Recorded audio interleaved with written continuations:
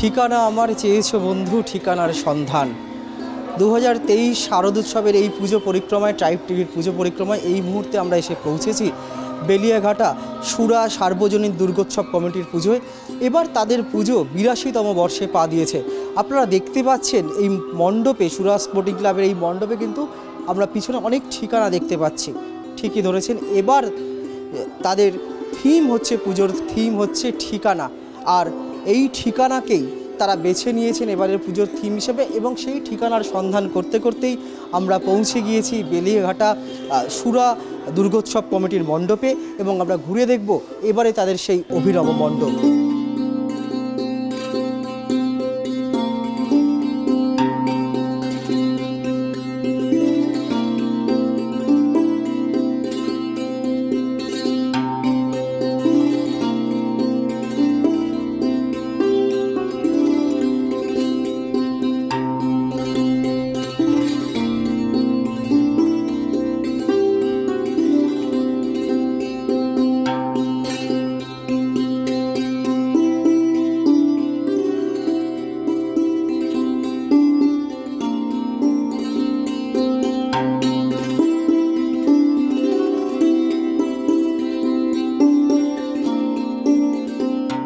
আমাদের এই থিমটা হচ্ছে দ্য অ্যাড্রেস।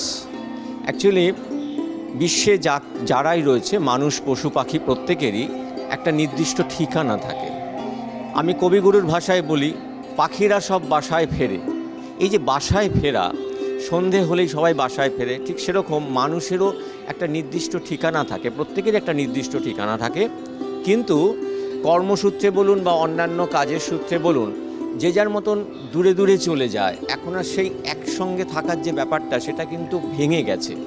কিন্তু এই পুজো বলুন বা যে কোনো বড় ধরনের অনুষ্ঠান বলুন, তখন প্রত্যেকের মধ্যেই একটা ব্যাকুলতা তৈরি হয় বাড়ি ফেরার।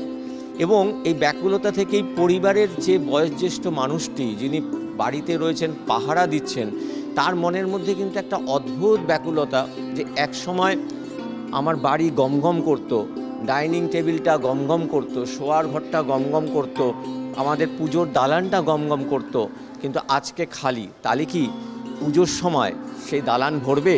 মানুষ কি আসবে? এবং যারা বাইরে আছে তারাও চেষ্টা করে যে বাড়িতে ফিরবো, পুজোর সময় বাড়িতে ফিরবো, 4-5টা দিন সবার সঙ্গে একসঙ্গে কাটাবো, তারপর তো আবার যে যার কর্মস্থানে ফেরত চলে যাব।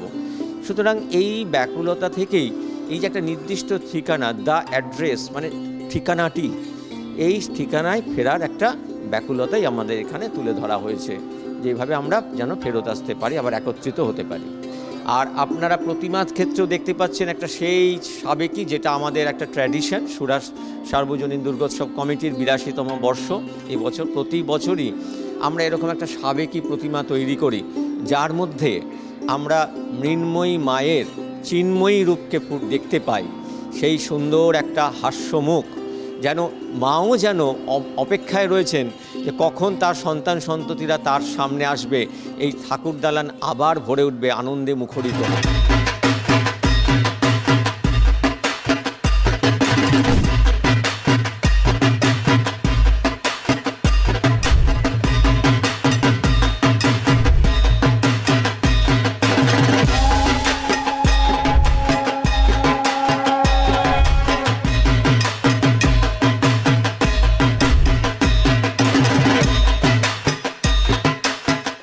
বর্তমান আত্মকেন্দ্রিক এই সময়েতে একান্নবর্তী পরিবারের সংজ্ঞাটা কিন্তু আস্তে আস্তে ছোট হচ্ছে, হারিয়ে যাচ্ছে একান্তবর্তী পরিবার। এই যে সুরা স্পোর্টিং ক্লাবের এই মণ্ডপের যে ফাঁকা টেবিল, ডাইনিং টেবিল, সেখানেই কিন্তু দেখা যাচ্ছে যে পরিবারগুলো ছোট ছোট হয়ে যাচ্ছে। কর্মসূত্রে হোক বা বিভিন্ন কারণেই মানুষ এখন বাইরে যাচ্ছে, কিন্তু বাড়ির বড়রা, বাড়ির বয়োজ্যেষ্ঠরা কিন্তু আজও প্রতীক্ষায় থাকেন, এই পুজোর সময়টার দিকে তাকিয়ে থাকেন যে কখন বাড়ির সদস্য যারা বাইরে রয়েছে, বিদেশ বিভুঁইয়ে রয়েছে, তারা আবার বাড়ির ঠিকানায় ফিরবেন, আবারও সেই বাড়ি পুজোতে এই শারদ উৎসবের আনন্দে গমগম করবে। আর সেই বিষয়টাকেই বাড়ির বড়দের প্রতীক্ষা, সেই প্রতীক্ষার টানেই বাড়ির অন্যান্য সদস্যদের, পরিবারের অন্যান্য সদস্যদের বাড়িতে ফিরে আসার, যে ঠিকানায় ফিরে আসার যে ভাবনা, সেটাই কিন্তু তুলে ধরা হয়েছে এবারের 82তম বর্ষে পা দেওয়া সুরা স্পোর্টিং ক্লাবের পুজোতে। ক্যামেরায় সূর্য শঙ্কর অধিকারীর সঙ্গে রিমিক মাঝি, ট্রাইব টিভি, কলকাতা।